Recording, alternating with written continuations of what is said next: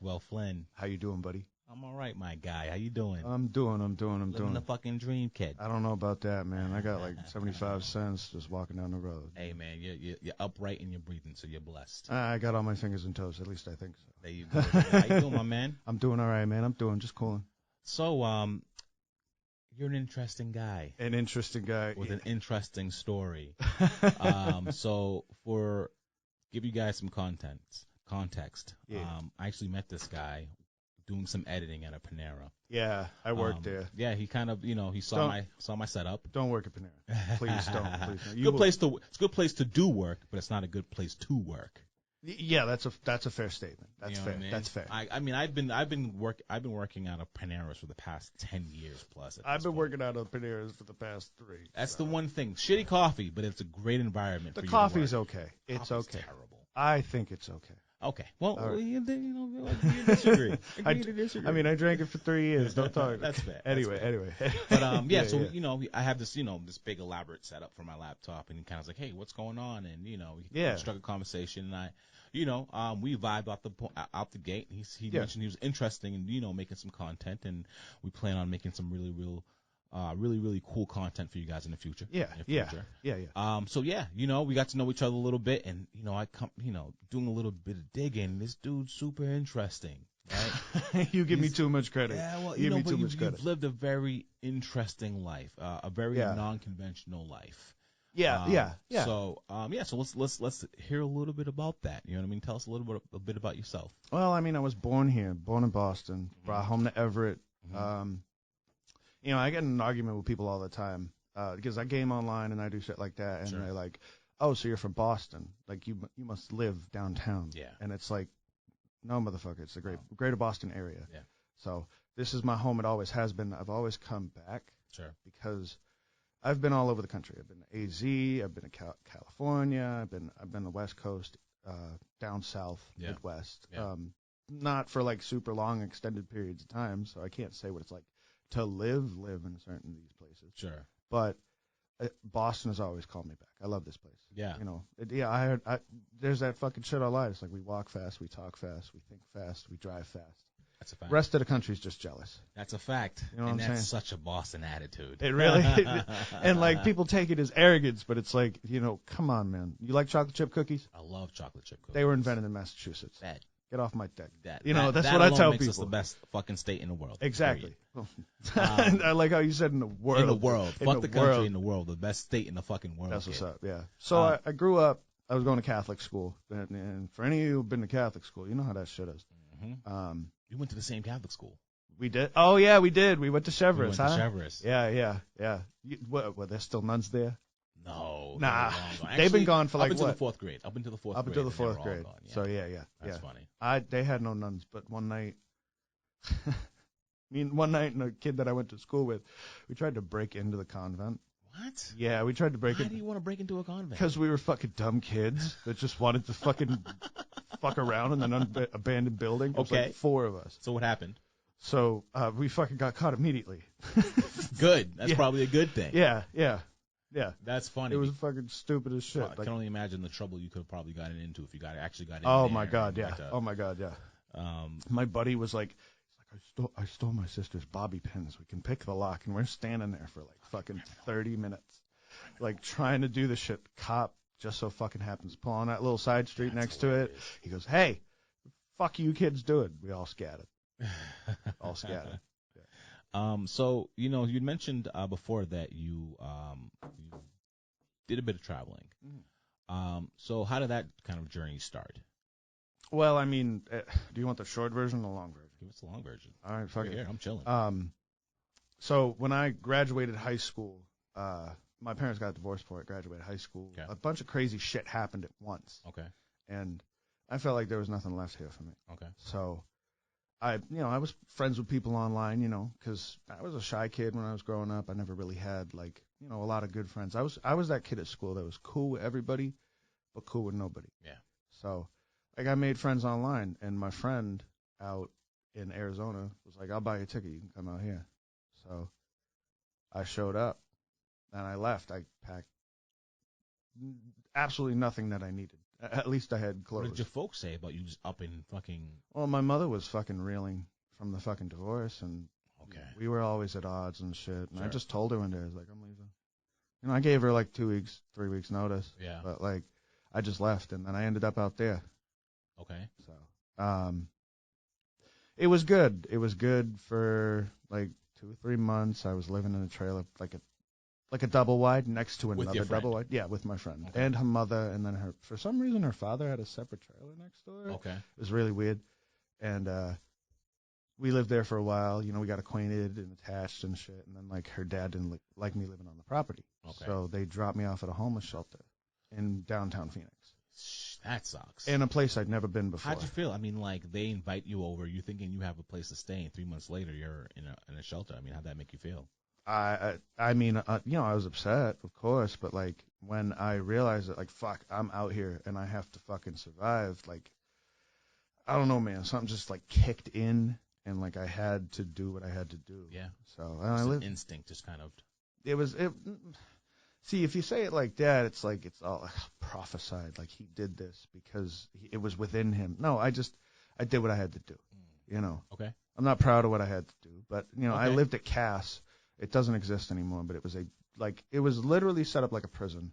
The way it was set up, there was one big room with a fuck ton of bunk beds. It literally set up like a prison.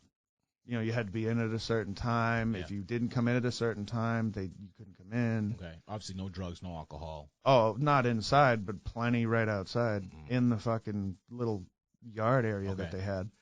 I lived there for like a couple months, and it got bad, dude. Motherfuckers were selling joints laced with rat poison and shit. What? Yeah, I saw like tons of ODs. I mean, what's the thinking behind that? They're thinking that you'll get more high, and you're thinking that this is. No, they were trying to fucking kill people. Why? Because they're fucking deranged homeless people. That's crazy. Yeah, dude. I saw plenty of ODs. I watched a man die of thirst because nobody would bring him water. Okay, so tell us about that story. I didn't get there fast enough. I heard, like, oh, that dude over there, he's dying. Is this in the shelter? This is in the shelter. Yeah, outside at like 110 degrees, dude. Okay, so that's the one thing that's kind of missing. Like, we forget that this is Arizona, and this is dry fucking dry heat. as fuck. Yeah, that dries you out. Like, speaking of water, I'm fucking thirsty. But I was just minding my own business, and I thought nothing of it. This guy's not really dying. He was just laying out. He was laying on the ground. He was in a wheelchair, sitting in a wheelchair. That's so sad, dude. And no way, because when you're in a homeless shelter, it's fucking kill or be killed, eat or be eaten, you know. So all of a sudden, like, ambulance pulls up, and I just seen the look on the dude's face. I knew he was fucking dead. I can't confirm that he was dead, but no life, no nothing. And the way the paramedics were like talking to each other, like this guy was gone. I've had a similar experience where I saw a dead body, and like there's just something like it's just it's just a body. It's not a person anymore. You know the last body I saw? What's that? Don't worry, I'm not. It wasn't me. It wasn't me or my people. But you know that parking garage in Malden? Which one? Right across from the CVS, the big tall one, right off Pleasant Street. Yeah. Yep.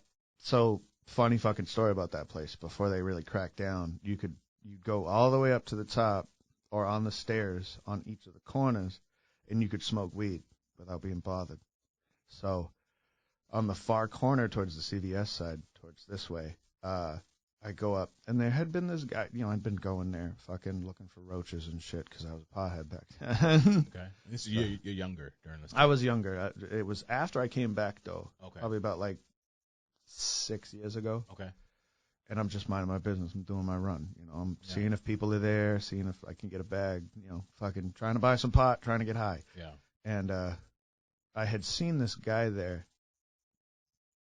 a few times before. Really weird. I figured he was homeless, and every time I seen him, I was like, hey, man, you hungry? I got some food, I got some water, you want to get high? Like, what's going on? And he would say, like, the minimum. He'd be like, no, I'm good. And then I'd just leave him the fuck alone because I don't know him. Yeah. I go to the staircase, and I start going up the stairs. I'm like, what the looking up between it, and I'm like, what the fuck is that? I get to the top, and this dude's fucking hung himself with a nylon rope, dude. Yeah, right off the banister. He fucking tied it like 4 times, and he was hanging. The rope was so long, he was hanging exactly. His feet were touching the banister on the fucking 4th floor. What? Yeah. I did like an anonymous call. I called in. I was like, yeah, there's a dead body. I called the cops because like I don't need some fucking little old lady to see that. Yeah. And I'm like, I'm in the parking garage across from the CVS in Malden, right off of Pleasant Street. There's a fucking dead body all the way in the top corner. They're like, all right, stay where you are. And I'm like, no, click. That's crazy. How long ago was this? This was about 5-6 years ago. That's insane. Yeah, dude. But I mean, at this point, it sounds like you've already seen a bunch of dead bodies up at that point, so it wasn't really nothing new to you. The EMTs, right? I don't know how, but like I asked them, I was like, listen, man, like I'm seeing these motherfuckers die, like I'm watching them die, and I'm here quicker than you. Mm-hmm. So like, where the fuck can I get some Narcan? Yeah. You know, because I can. If anything, all you got to do is cart them in. This is going back to the shelter. Okay. Yeah. I found a place where you could buy it. He's like, but it's like $80 a pop. I was like, give me 3. Just give me some so that I could try to fucking save some lives, because that's what you're trying to do, right? Yeah. He said, yeah. It was gone in less than a day. So sad. So it eventually got so bad at Cass that I had made some friends, you know. So just some clear, Cass is the name of the shelter. Yeah, I forget the fucking. Okay. It's an acronym. Okay. But I don't remember. All right, just so we know. It was called Cass. Okay. Anybody who's been homeless in Arizona will know it. Okay. Okay. And I'd made some friends, you know, some dudes. It was cool. And then one chick, like, fuck this place. You know, it's terrible. We're all sleeping out on the fucking sidewalk and shit because, you know, there were thousands of fucking homeless people. So there are no beds, essentially. There were beds, but there were no beds available. Okay. So it was, I mean, it had a pretty high capacity. It was probably like 500, 600 people could stay in there. Dude, that just sounds like a very dangerous place to be. It was. And I was a dumb, young, white dude from Boston. Yeah. Super naive. Yeah. In stranger in a strange land type shit. Yeah. Yeah. So, we decided to go to Tempe. Okay. Which is, if you're familiar with ASU campus, you've been to Tempe. Yep. We went there and kind of just, I don't know how many people are familiar with Tempe, but there's a kind of like a little river that's near it. It's like one of the few water sources in Arizona. Okay. And there's a bridge over it. And we would sleep under that bridge on the other side, away from town. But, you know, despite the fact that I was homeless, I ate pretty good, like quality-wise. Like, people give you their fucking leftovers and be a fucking $23 burger with fucking blue cheese and bacon and caramelized onions and shit. Or a fucking mellow mushroom. Anybody who's ever heard of mellow mushroom? I used to eat a mellow mushroom all the fucking time when I was homeless. Okay. So it was good. It was much better than Cass because they were feeding us fucking prison food. Yeah, I mean, it's on a government budget. That makes sense. Mm-hmm. Yeah. But, like, I'm not going to sit here and act like, oh, they were imprisoning homeless people. But no, that's literally designed. The facility was designed just like a prison or a jail. Sure. So at this point, you're sleeping under the bridge with your new friend group. Yeah. At what point did you guys decide to start traveling?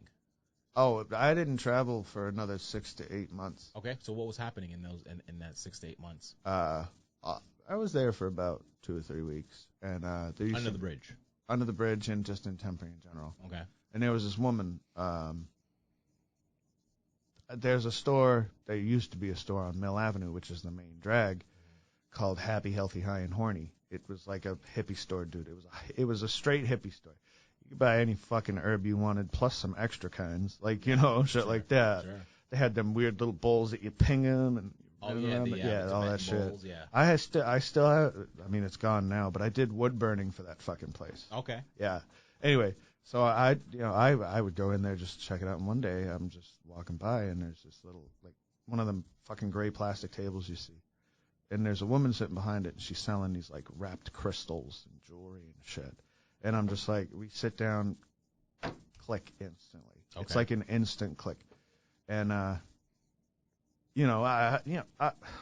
wasn't fresh and clean as a homeless person, but, like, I didn't look shitty. Yeah. You know, I tried to take care of myself. Sure. So we're sitting there, we're talking.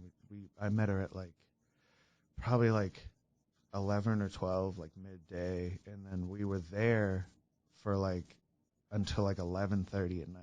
Just hanging out. Just hanging out, talk. She closed her shop, but like we were still, standing out on the curb talking and shit. And she goes to me, she goes, all right, well, I'm gonna go home. It's fucking late. Do you need a ride to your house? And I was like, well, I don't really have a house. I'm just out here. Yeah. And she goes, let me talk to my roommate. We can get you in. It's crazy that she was just willing to let you into her home just by meeting you. The kindest of strangers can be phenomenal, dude. I believe it. That's half the reason I'm alive today. You know what I'm saying? Sure. Yeah. So, and it just went from there. We got romantically involved and certain things were done. Okay. All kinds of good shit. Sure. She was witchy. Okay. She was into that pagan shit, and I learned a lot about that. Okay. So, but yeah, and we lived together for like 6 to 8 months. Okay. And it was fun. I learned a lot about the lifestyle that I live now. Okay. All that kind of crazy shit. Later if you want. Yeah, I mean that's. I'm not.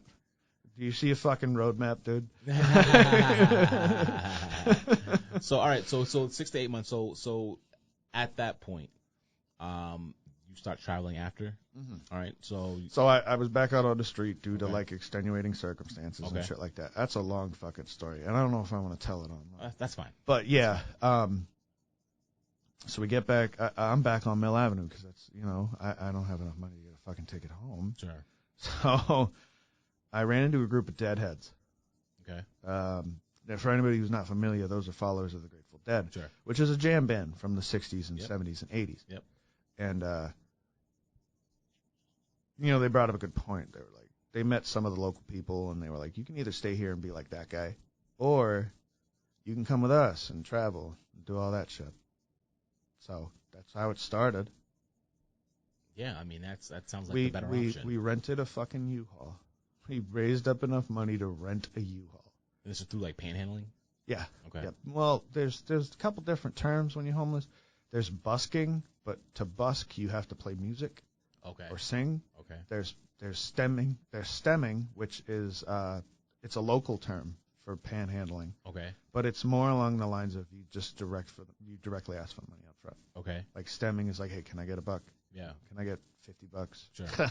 I used to know a motherfucker on the street that would ask for $20 a pop, and he'd ask women, children, old people, young people. Get straight to it, man. He would just, can I get $20? Was it the cost of the hit? No, I don't know what the fuck he needed it for. He was a wicked nicotine head. He was fucking all about his nicotine. Chain smoker like a motherfucker. Like me. I bought him a can of dip, and he just packed the whole fucking thing in his mouth. That's not healthy. Oh, there's a Dire Straits song. Have you ever heard the song Heavy Fuel? Nope. The chorus is, if you want to run cool, you've got to run on heavy fuel. Okay. So I don't judge people based on what they like. I don't give a fuck how you get down. Yeah. As long as how you get down doesn't interfere with how I get down. Facts. So, yeah. Such is life. All see about la vie. So you started running with these deadheads. Yeah. And we rented a U-Haul. We raised up enough money to get a U-Haul. Yep. We drove to Colorado. Okay. Right. I had from Arizona to Colorado. Yeah. So you went east. We went north. North. Okay. North. We went north. So Colorado's right above. Yeah. Okay. Yeah. Somebody was going to set us up. Good on my geography, but that's fine. Somebody was going to set us up and let us stay there for a month or two. Now it was the middle of the fucking winter in Colorado. We stayed there for a month. Jesus. Yeah. So. Yeah, I dumpster dived a moldy pizza when we stopped at one place, and everybody ate it. We were all so fucking stoned that we were just so hungry that we just ate it. And dumpster diving was like a common, obviously that was a thing that you did all. Well, I mean, I'm a proficient dumpster diver, but like I'm not an expert. Sure.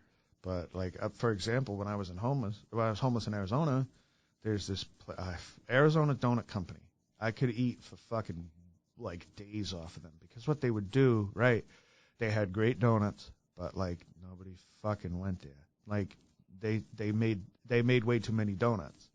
So like at the end of the night they'd throw out fucking trash bags like this big, just full of fucking donuts, dude. And me and like 8 other people would scope the place out like a half an hour before they closed. Yeah.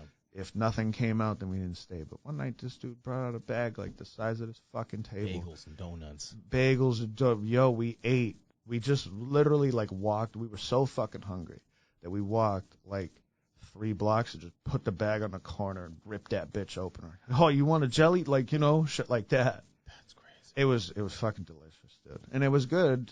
It was a good source of food. I didn't do it every fucking day, though. I did it like once a week. That was like the treat that we did. We would go down to the donut company and fucking get a bag of donuts. Sure. Anyway, so we stayed in Colorado. Okay. The best fucking grape ape I ever smoked. Okay. I smoked. Weed strain. Yeah. Yep. That I smoked in Colorado at that house. And like, we paid our rent basically by fucking shoveling during the wintertime. Okay, so you went to an apartment, you were set up? No, we didn't pay nothing. They were housing us for free, but we had to do shit around the house. Okay. Yeah. So, and then we stayed there for a while, and then we went to Oregon, but we were trying to get to L.A., but we wanted to see the West Coast. Okay. So we go up, and we didn't really stay in every stop. And this is through a U-Haul? All no, we hitched. We hitched to At what point Washington. Did you get rid of the U-Haul? We left it in a fucking grocery store parking lot in Colorado. You just left it there? Just left it running, too. That's so wild. Yeah. Whose name was it under? It was under the dude driving. So, I mean, obviously he had to deal with it at some point later on. I don't know what the fuck happened to him. Well, anyways, all right. All right, so continue. So you go to Oregon. Yeah. And then it was kind of like a whirlwind. We were moving fast. We were just trying to get through and see shit. We stayed in Portland and then down the West Coast through Humboldt County in California. Okay. Like when you hitch, you're just trying to get to a place. We were trying to get to L.A. So, like, we would bunk down on the side of the road and shit for, like, a night if we didn't have shelter. A ride somewhere, didn't have shelter. I mean, I've slept in back alleys in Phoenix with no fucking blankets, no nothing. So. That's so wild. Yeah, I mean, a lot of people don't understand that shit about me because I don't really talk about it. Yeah. But, at this point, like, I want to tell it because, like, you go through your life and you're taking your Adderall and you're drinking your Starbucks and you're smoking your pot and you see the homeless dude in the corner. Yeah. And he's got a cup or, you can tell he's fucking twisted out of his mind. Yeah. I've been that guy. Yeah. So I know exactly what it feels like. And it's the majority of people don't understand how, like, draining and exhausting homelessness is. No, it's funny because, it's not funny, but I actually... It could be. I interviewed a bunch of homeless people last year, this point last year, actually. Yeah. Just kind of get an understanding of their conditions and what it's like to be homeless. Yeah. And, I mean, what you said, just from my observations, 100% true. You can kind of see the drain in their faces. You can my God, yeah. Energy you can see it. You can see just they're demoralized, right? There's almost a hopelessness there. I mean, not even just on like a philosophical. You and I sleep in beds. Yeah. We sleep in beds. Yeah. We sleep with AC when it's 91 fucking degrees out, like it is today. Yeah. So, it's more along the lines of like. I think the biggest reason that people are homeless is because there's so much mental health issues that are they're stigmatized and they are also not treated. Yeah. And it's unfortunate because, all it really boils down to is they aren't productive. They're not good for the system, right? You know what I'm saying? No, yeah. I get you. They're not a productive piece of the system, therefore they're discarded like trash and not kind of treated as I've been beings. I've been that trash. But I will say this, and we'll go back to your traveling story. Yeah. But the one of the recurring themes, I probably interviewed 5-6 people. Yeah. One of the recurring themes that I noticed, which is kind of cool, is even though the streets is dangerous, it's shady, and you got to be careful, you got to protect yourself. There's a strong sense of community because of survival. Not even just community, freedom. Okay. There's so much freedom when you're homeless. Okay. You can do whatever the fuck, whenever you want, however you want. And like one of the biggest things that being homeless taught me was that I didn't need money. I didn't need things to be happy. Sure. Because I had plenty of good times. Sure. So all right, so let's go back to your travels. And you're in Oregon. I'm glazing over a lot of what happened in like Cali and Oregon and Portland. Okay, whatever you're comfortable just with, because, like, one, I was stoned the majority of the time, and two, like, not a lot of pleasant memories of that whole, like, the West Coast. I loved L.A., Okay. I loved L.A., but I loved San Francisco more. What wasn't pleasant about it? It's just a lot of bullshit and a lot of drama. Okay. People not getting along, issues with Within money. your group? Yeah, there was a lot of, like, tension in the crew over, Okay. like, decisions that need to be made. We had, like, a de facto, like, head of the group that was, like, guiding us and shit. Okay. But, like, she was dating the guy with the glasses, and then, like, that fell out. And then, like, but, like, we were all still together. We needed each other. So, like, it just got really complicated and weird. There were some good memories, though. Okay. I smoked a lot of really good pot. Okay. Especially because of Cali. Okay. But I remember just, like, we tried to walk the Golden Gate Bridge.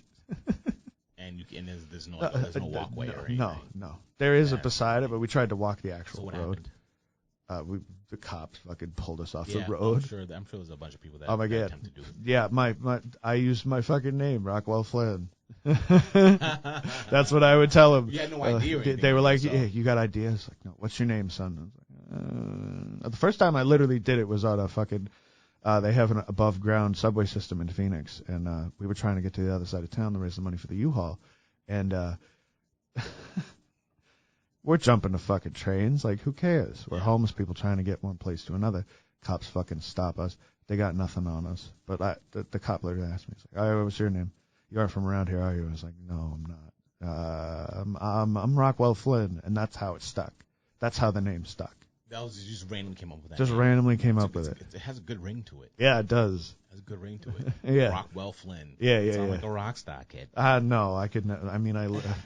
Listen, I got whiskey taste on a beer budget, but like, unless the shit kicks off, I don't know.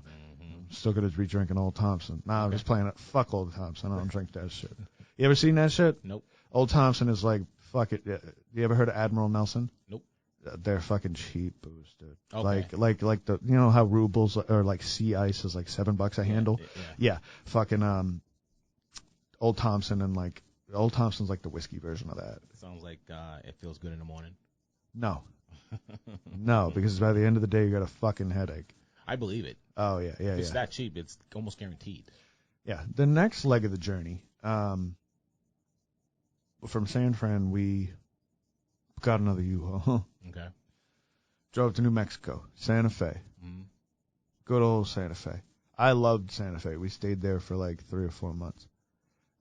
Shacked up on like this property that was like a vacation home for like a really wealthy family, but like her daughter and her their daughter and her boyfriend were living there. Okay. So like it was a huge property. It was like probably like 30, 40 acres.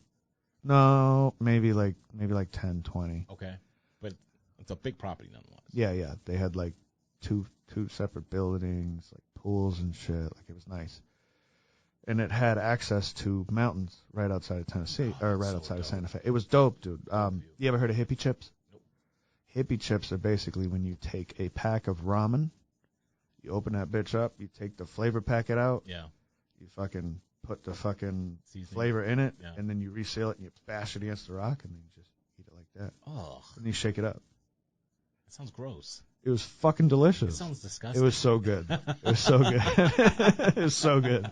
Because I'll tell you the context. There was this big, tall dude, Johnny. He loved his hallucinogens, but he was like, he had a heart of gold, but he was dumb as a bag of rocks. Okay. We ended up just, hey, there's a lot of gemstones in these mountains. Our group, like the leader of our group, she called herself like Ducky, but like that, I don't know where the fuck she is now. I don't care.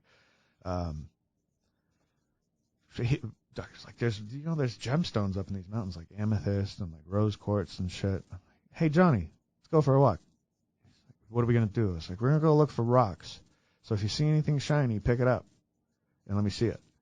So we fucking roughing it in the fucking could have got fucking bit by a rattlesnake, fucking stung by a scorpion and shit. I'm out in the desert. I don't know. I don't know. Like, I lived in Arizona, but I lived in the city. I didn't live out in the fucking bush. No.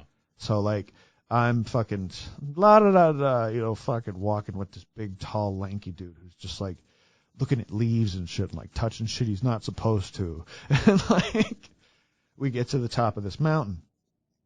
We got like a bag full of fucking rocks. We're just hanging out, and we brought some food with us, and he was like, "You want some hippie chips?" I'm like, "What's that?" He pulls out a pack of ramen. I'm like, "Dude, we don't have a fucking pan. We don't have any water. How the fuck are we going to cook these? He's like, watch. And he does that shit. He's like, bang, bang, bang, fucking slams it on the ground. He's like, here, eat them. And I was like, fuck it. Yeah, I remember it was shrimp, so I had those little dried shrimp in it too. Yeah. And he got the beef one. So. Oh, I mean, if you're homeless, I mean, your options aren't really. Yeah. So you got to eat what you got to eat. Yeah, exactly. What you got. It was that's probably my fondest memory of New Mexico was just going up the mountain with Johnny. Yeah. And we went back to the house and they had like 2 ounces of mushrooms, so it was a good night too. Okay. Johnny got so fucking twacked out. His real name wasn't Johnny, but for some reason everybody called him Johnny. Okay. And he got so twacked out that like it's like I took some mushrooms, but I like took a threshold dose, so I was like, good, pretty colors, like everything's moving and shifting. He got so fucked up that like there was this big orchard of like these weird like shrubs, like desert shrub. Okay. It wasn't really developed or anything because it's the fucking desert. Yeah.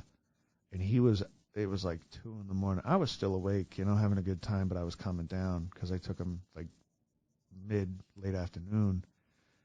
All of a sudden I hear fucking like singing, but like yelling singing in Johnny's voice, and like everybody's awake now. So like I was closest with him, so they were like, dude, you gotta go get Johnny. He's bugging the fuck out. I get to him, he is on his knees, and like I swear to God, it's like a shit from a movie. He is singing, and there's like a little like gap in the fucking brush, and like the moon is hitting him, and he's all fucking sweating and shit. And I'm just like, am I gonna die, or is this gonna be like Balto returning to fucking Anchorage? Dude, that's hilarious. And I didn't do nothing because I didn't know how he was gonna react. I just watched him for a bit, and he was just fucking like singing his heart out, dude. He sucked. Didn't have a voice for nothing. Dude. But like I went up to him, I was like, hey, buddy, it's 2 a.m. And they have neighbors, and you are screaming at the top of your lungs. Yeah. He looks at me and he goes. He paused for a grip for like 30, 40 seconds. He was like, "You're right. I'm tired." And then I picked him up, like I helped him get up. Yeah. And we just walked back, and he had his like special blanket that he liked. What? It was like this big long black blanket. Like a blankie? Not like an attachment thing, but like he had his own special shit. Okay. That like he was like, I just need it to sleep because it's my favorite blanket. Sounds like he's on the spectrum. Maybe. Yeah. I don't know. Probably. I don't know what happened to him. But like I brought him into the house and I was like, Johnny's gonna go to bed now. Where do you want him to sleep? It's like it's 60 degrees. No, it's like 70 degrees at night. Just let him sleep out, And I looked at him. I was like, do you want to sleep out, Johnny? And he's like, as long as I have my blanket. So I got his shit. I fucking wrapped it around him. I found a place, I put some padding down, and I was like, all right, go to bed, Johnny. He was fine the next day. A little weird, but he was fine. Well, I mean, that happens, especially when you fucking trip balls and you eat a lot of mushrooms or take a lot of LSD. Like, I never really got crazy with it. The craziest fucking shit, I was hanging out with a buddy. This is when I lived in Phoenix, and I was, like, shacked up. And we knew some dude who was, like, heavy in hallucinogens and shit. So, like, went over to his house. We dropped 5 hits of just really good LSD. It was good. We put on WrestleMania 5. Classic. It started fucking watching it. Like, Hulk's teeth are, like, all jagged and shit. And every time Macho Man talks, it fucking echoes. Like, yeah. So, whatever. We get, like, halfway through the fucking Hulk Hogan Macho Man rat match. Yeah. And I'm just like, fuck, I gotta piss. So I just sit there. And I as soon as the match finished, I shoot up like a fucking lightning bolt. I walk to the bathroom. You know how every room on acid's a journey? Yeah. So I'm just like trying to navigate as fast as I can. I get to the fucking door, and I go to reach for the doorknob, and the doorknob moves away 5 or 6 inches. What the So I try it again, and I'm just like, I'm doing this. And little did I know, my boy's fucking girl was watching the whole shit. She's whatever. I ended up pissing myself because I couldn't get in the fucking bathroom, dude. And it's right in front of you. Yeah, but like the door was moving too much, so I couldn't open the fucking door. She said the next fucking day, I was so fucking mad at the bitch. I was like, why couldn't you just fucking help me? Yeah, she was like, you stood there for like a half an hour. Was she tripping? No, well, she was high, but she wasn't tripping though. She was stoned. But I was like, yo, like, even if you're, like, I saw you out of the corner of my eye, but I didn't want to look at you because you looked weird. Like, So, all right, so you're in New Mexico, Santa Fe. This is where the group split. Okay. Basically, one of our people was like, the whole premise of us being there was the fact that they had cancer.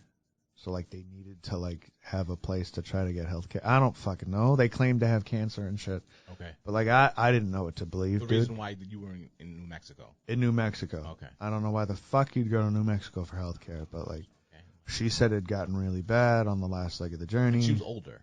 No, she was, like, she was younger than me at the time. I was fucking 21 years old. This chick was, like, 19. Jesus. So, like, I don't think she had cancer. I don't think she did. I think she just, like, this shit was catching up to her. All the drugs we were fucking taking, dude. Yeah. I think it all was just catching up to her, and, like, she just read a fucking article online. And thought went on WebMD and just thought she had cancer. Yeah, because we all had phones, but, like, you know, Wi-Fi. Yeah, that happens. Yeah. So the cancer thing, you guys split shortly after that. Well, like, the owner of the house, like, kicked her out. It's like, fuck you, you don't have cancer. You're not living here anymore. You fucking lied to me, you lied to my parents, like, you lied to certain people, and I was like, but, like, she was like, I looked up to her, because, like, she was the first one to approach me when I first started traveling with them, you know, and we got along really well. Did we fuck? No, we didn't. Okay. We did not. Okay. We did not. I wanted to, but we didn't. This didn't happen. She took me, Johnny, and me and Johnny. There's one other dude there, but I don't remember his name. Oh, old fella. He was an older fella. Okay. In the, like, late 40s. And it was me, Johnny, her, and him. And we were going to hop a train to fucking... we're going to hop a train. Like an 80s movie. We were going to hop a northbound train. And fucking Johnny, dude. Like, this shit is fucking heavy. He ended up... Like, when you jump trains... Like, there's a concept called jumping on the fly, where the train is already moving and you just jump on it. And at that point, they're not going to stop the fucking train. Yeah. You try to hop, like, either middle of the train, end of the train, or, like, somewhere where you're not going to be seen. Yeah. So, we were not going to catch this train. Both her and I and the old dude, we both knew that we all knew that we weren't going to catch this train. Johnny thought, oh, I can catch it. He jumps up to get onto the fucking train. Now, this train's going 20 miles an hour. He hits his fucking head on the steel at the end of at the last car. He hits his head on the steel and slides under the train. No. Yeah, dude. Yeah. Dead. Cut in half. You saw this happen? Yes.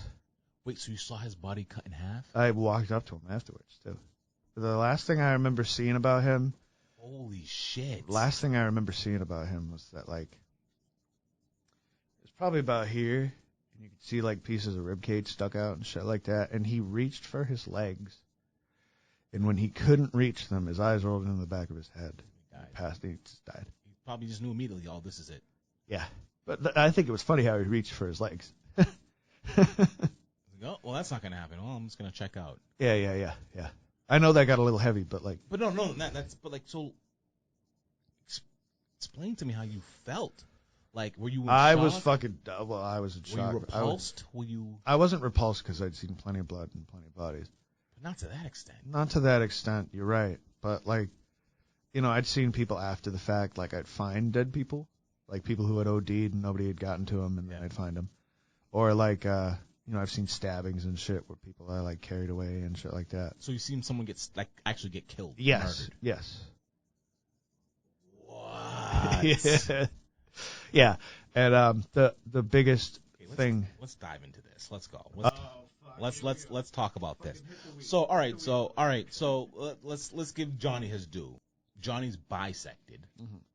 All right, and I didn't get close enough to him to really like see a lot of detail. Okay. But like the things I remember was like it was right here, and I could see like the curve of the bottom of his rib cage, and like just like a flattened piece of meat on the rail. Jesus Christ. And then like his body, like his lower body. Jesus Christ. So I mean, no, the guts didn't really like spill because it was right next to the rail. It was smushed. It was right next to the rail, so nothing could like spill over. There was no angle for the guts to fall out. How did the rest of the group respond? The girl puked immediately, like on site. I like kind of like dissociated wicked hard. Okay. Like I kind of just was like, what the fuck is life? Like what's reality? And he was the closest person like in that you were closest to him. Him and the girl Johnny and the girl were the ones I was closest to. Yeah. And I was in shock for like a solid 3 or 4 days. Couldn't believe it. Well, of course we got the fuck out of there. We got out of there. Didn't report it or anything. It was kind of no. Yeah. Like what? That's insane. Just left him. They probably found him the next day. But it just was like a matter of like when you see shit like that, like your brain has 2 responses. You have an emotional response, which like involves like you cry, sure. You laugh, sure. like whatever, depending on how fucked up you are.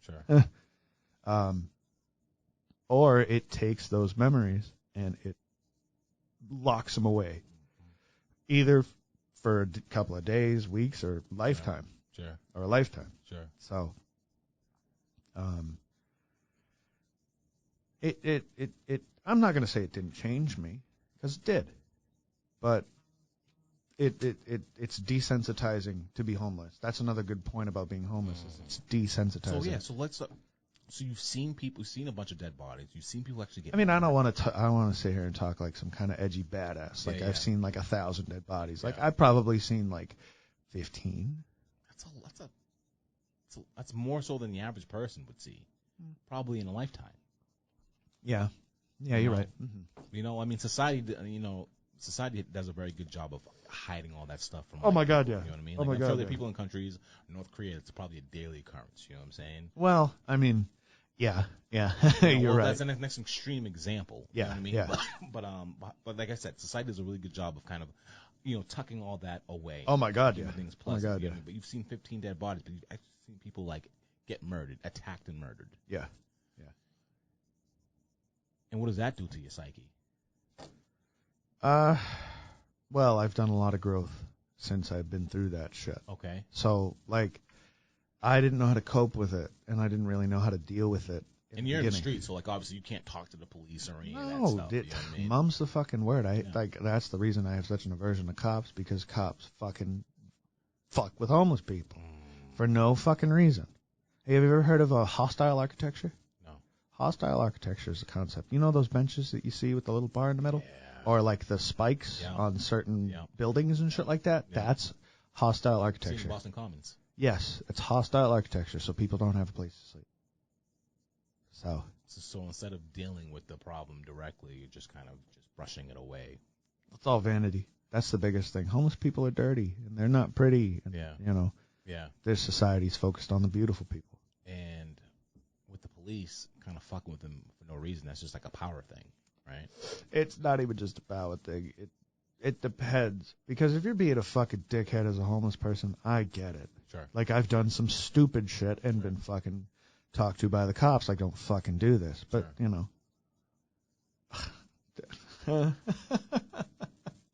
I have a funny fucking story about. Have you ever seen somebody trip out on PCP? No. Oh my God, dude! I got to tell you this. Sherm's not big out here. No, Sherm is not big. I was in Phoenix. I was not in Phoenix at the time. I was just rolling around by myself because, like, I told the people I was with, I was like, hey, I'm just gonna go to the library. I wanna check some shit out. Yeah. I've been to the Phoenix Public Library, and I go in, and they're fucking watching me the whole time. Whatever. I'm reading my book. I go to the fucking reading section and I read my book. And I go out. I didn't read the whole book. I was just futzing around, It's a nonfiction book. Anyway, I leave. And as soon as I leave, I see this fucking dude just, like, twacked. I knew something was up with him. this lady librarian came out behind me, and this motherfucker suckers her in the face. What? Yeah, suckers her in the face, and then starts randomly punching people around her. Like, I dipped, but I was stoned. So, like, I was like, this is going to be interesting. I'm going to, like, hide and, like, see what the fuck this dude's doing. Cops get called. 2 cruisers pull up with 2 cops each. He knocks out 2 of them. Cold cock. They didn't shoot him or anything? I'll get into that. Like, it's right in front of the fucking Phoenix Public Library. They have to use non-lethal force. Think about it. There's bystanders. There's all kinds of shit like that. So he's knocking motherfuckers out. He knocks out 2 cops. The third one tases him. And he just eats it. They tased him right here. And he rips the shit out of his fucking arm and runs at the cop. He's on Sherm. He's on Sherm. He's tripped the fuck out on PCP. Dude. Right? It took 10 fully grown men to get this man to stop. They tased him 3 times. They hit him with rubber bullets, and they maced him.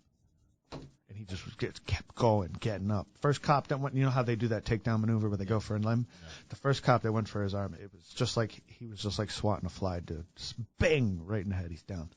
There were like 8 cops laying on the ground, dude. Jesus Christ.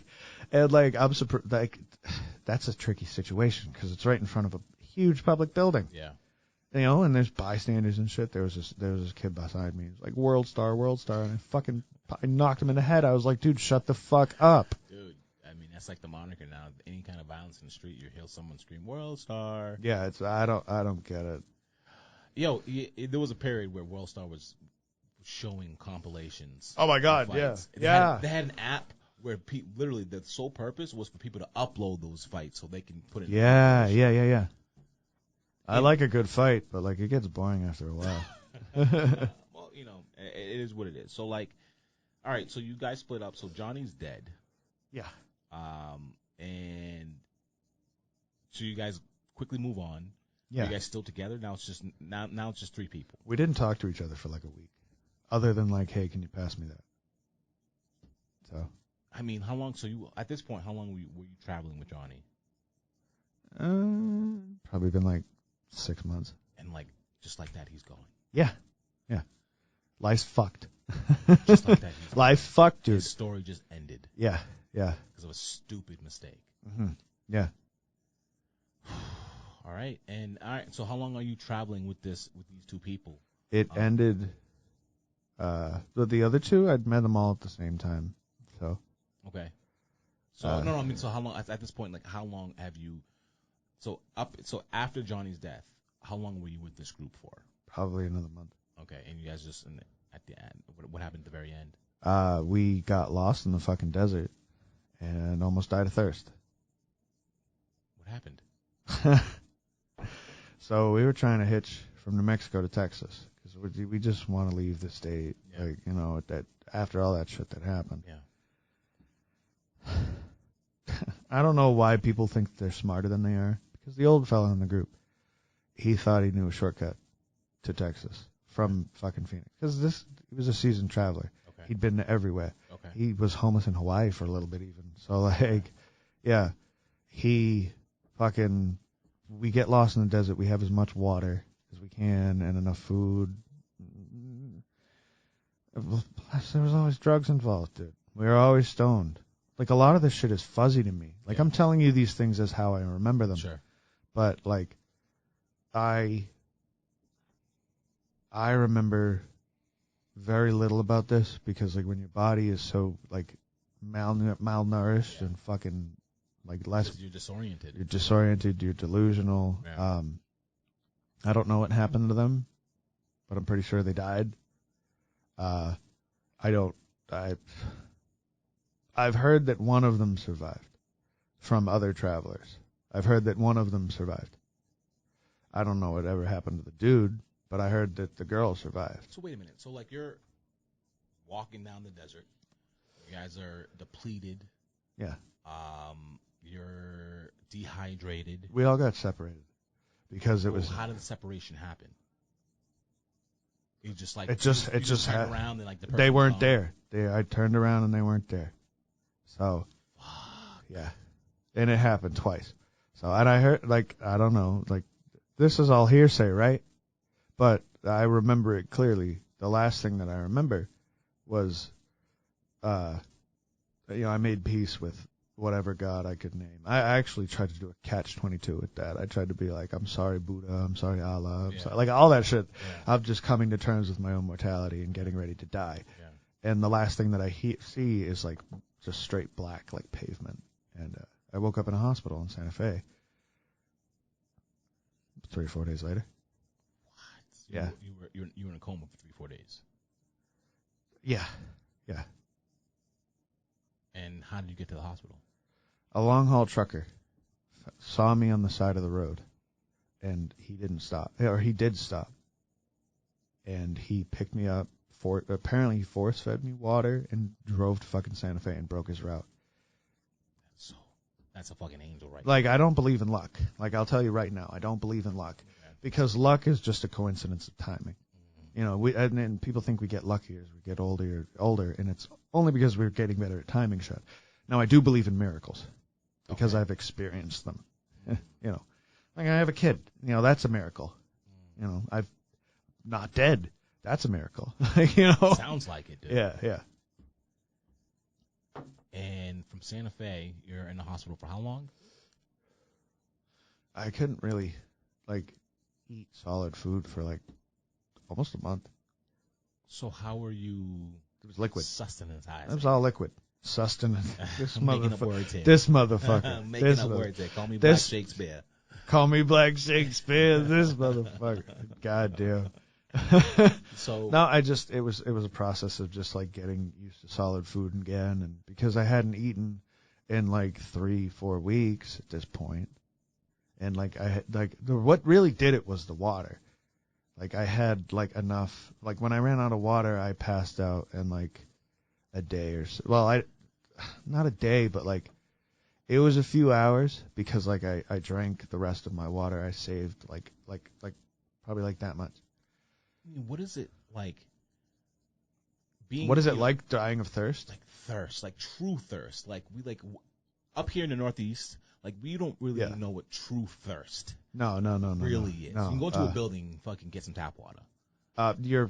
The biggest fucking thing that I remember personally was like picture like the roughest texture you've ever felt. That's your tongue in your mouth. Oh. That's your tongue in your mouth. And you smell your breath gets so bad that you smell it. Because like, as you talk, you can just smell it. You smell it, yeah. Dude, that's gotta be funky. And then the most detrimental shit is the fatigue. You don't feel sleepy, but like you just feel like your body's wasting away. Like your life. Like you're drying out. Like you're drying out. Like it literally feels that like somebody is like you're a sponge and you just like nothing's in it. How long did it take for your body to recover, to like feel normal again? Oh, real normal, like actual normal, like a solid 5-6 months. Thank God I called my mother. I love my mother. I've always loved my mother. But like, I called her and I told her what happened and she got me a ride home. So. And you came back and you've been home. I've been here since. Yeah. Jesus. Yeah. And now I have a kid. I mean, the circumstances are fucked, but that's all another story. Sure. That's all another story. But, I got a good job now. I'm doing my thing. Just trying to live, you know? Yeah. I mean, but I can imagine, like, going through what you went through, you have a more of a sense of appreciation just for life, for certain things. I can't stand, like I don't mind rich folks. Don't get me wrong. I don't mind people with a lot of money. I don't care what kind of money you have. I watch how you spend it. Mm-hmm. So, yeah. So how you spend it says a lot about you. And Yeah. I seen this shit on YouTube yesterday, and it's a good point. I forget who the fuck it was, but it was like an interview with a celebrity, and the guy was like, what do you judge people by when you first meet them? And he said the first 10 words they say. Oh, I know who it was. There's this guy who does like septic repair and shit like that. He's got his own company, and he said that, and I think that's like super valuable. Like, because if you come at me with some absolute bullshit, I'm gonna treat you like absolute bullshit. You know what I mean? Sure. Yeah. Dude, This got a little heavy. Let's fucking no. And I'm glad we had the conversation because I mean, like, I'm learning things. I mean, like I personally have never experienced anything like that, and to hear that from somebody who has, you know, it's just another thing that I get to learn. I feel older. Okay. Because of the, you know, all the shit that I did when I was homeless. Yeah. I feel older. And in a mature sense. No, like in a physical sense. So you feel older than your age. Yes, I do. I tell people, I say it jokingly, but like genuinely, like I'm a like 92-year-old man trapped in like a 27-year-old body. Like, you know. Shit. Yeah. I mean, have you seen doctors or? I go for checkups and shit, but you know. And they know about the experience, right? They probably I have a new doctor. I haven't told him yet. I haven't told anybody in my mental. Well, I told my therapist, but like, I haven't told like my PCP the story. So yeah. I mean, that's probably important, right? What do you think? I mean, yeah, but like, fuck, I work for a living, you know. I hear you. Yeah. Well, I mean, I think that's a good place to take it into mission. I gotta piss wicked. Yeah. So I appreciate you fucking coming on the show and telling us your story. Yeah. Be on the lookout for some content that we're gonna be collaborating. Yeah, we'll figure it out. We'll figure it out. Figure some things out. We'll get the cogs turning. You know. You know what I mean? Yeah. And yeah, man, appreciate you, my man. All right. Take care. Hey, be good at it, kids. Absolutely.